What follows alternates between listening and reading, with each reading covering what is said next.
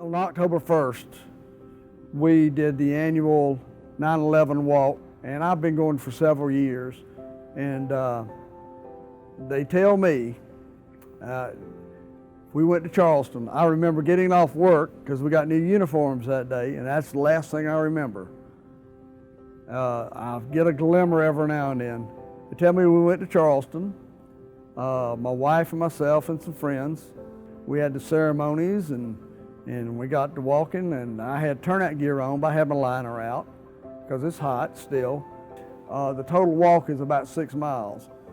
Well, going over from the Charleston side, you know, it's a steady rise, and it goes on, and they tell me I walked out fine. I come down to the Mount Pleasant side. They tell me we stopped and rested a little bit, and I was coming back with Jesse Bussey, one of our firefighters.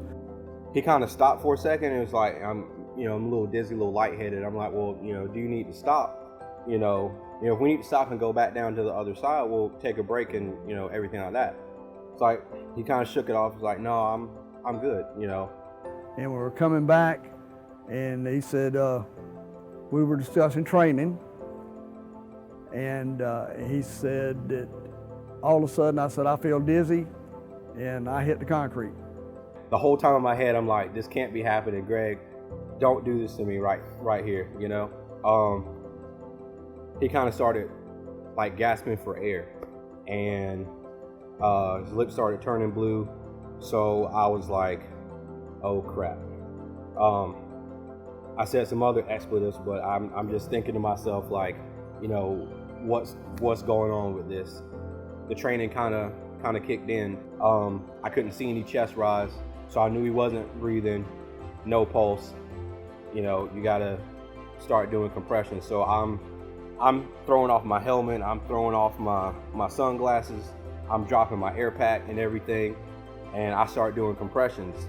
And finally, I can't remember what department they were from. I want to say it's like Pimlico. They were the two gentlemen that we had passed on the way going back up. So they heard what was going on. They came up and they started helping with rescue vests. And a little bit after they got there, that's when, like, it seemed like the world descended on us. I mean, there's ambulances, fire trucks. I mean, people are diving over the barrier trying to get to them. And I'm finishing my last round of compressions, and the EMT is like, all right, I'll take over for you. So they finally get Greg on a spine board. They get him secured, and they get him in ambulance. Now we got to figure out where Marty's at, because she has no idea that this is going on. All I knew is that Mr. Greg fell out. You need to come with us. And nobody said what fell out meant until they put me in a truck to take me to the hospital, and then they said, well, he had a heart attack. I said, okay, so how bad is he? They said, well, we lost him once. I said, what do you mean you lost him? And they said he was non-responsive. We get in the car and we head to the hospital. And I'm just sitting there thinking, like, is Greg gonna be okay? Did I do good compressions? Did I give enough rescue breaths? Did I open his airway enough?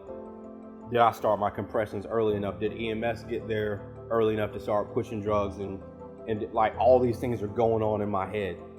I get to the hospital, found out they lost him in the truck also, in the ambulance. And in the hospital, they asked me, well, if we lose him again, do you want us to bring him back? That was probably the scariest time in my life. He's supposed to be there, we're supposed to grow old together, and we might be halfway there, but we're not there yet. So, and then for him to go down where he did, walking a benefit walk was just inconceivable. To be at an event honoring first responders and firemen and law enforcement, and to have that many people around to be able to provide that quick response to help him still be here, is amazing. I was in there weeks before I even knew what was going on. They had me in hypothermia. They lowered my body temperature, and they had me on a machine called an ECMO, which is like a heart-lung machine, hooked into my neck. They found 2 more blockages on the back of the heart. They took care of them, and they told me, and they whispered to me, said, well, you're gonna have to have open heart, we can't get to it. And I said, I thought I was dreaming. We were at the hospital for 28 days. And I stayed there the whole time, and I left just to go and go to the laundromat, wash my clothes, come back, or pick up some microwavable foods, and come right back to the hospital again. But the whole time that we were there, and I told Greg this later, I said, even though when I was alone, because everybody has their jobs they have to go to, their families, I was in the lobby alone, but never felt alone.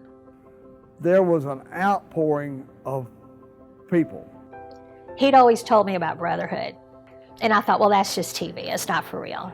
But it was for real. They make sure she was fed. They make sure she had clothes. I have friends now I didn't know I had.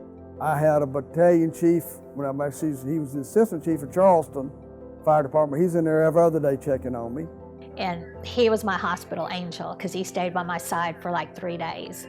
Other people from Charleston, St. Andrews, folks from here in Aiken County drove down there just to visit, knowing he couldn't talk to them, but being there to support him, support me, which just blew my mind because a lot of these folks I didn't know.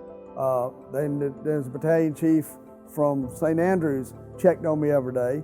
Firefighters, one of my really good friends I made, he checked on me every day.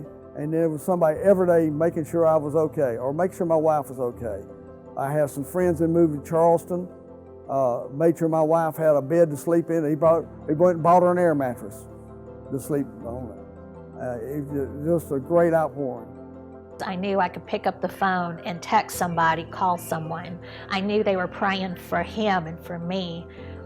And I never felt alone. Just little things like that were just so wonderful.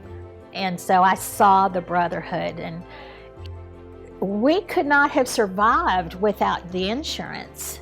I mean, really, we had insurance with another company.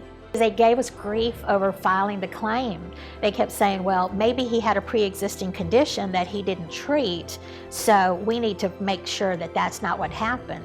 Your insurance company came in and cut us a check without a question, helped us to keep our house, pay our bills. Without your insurance, we couldn't have made it. We would have probably been out on the street or, looking for Chapter 11 or something. But your company kept us there.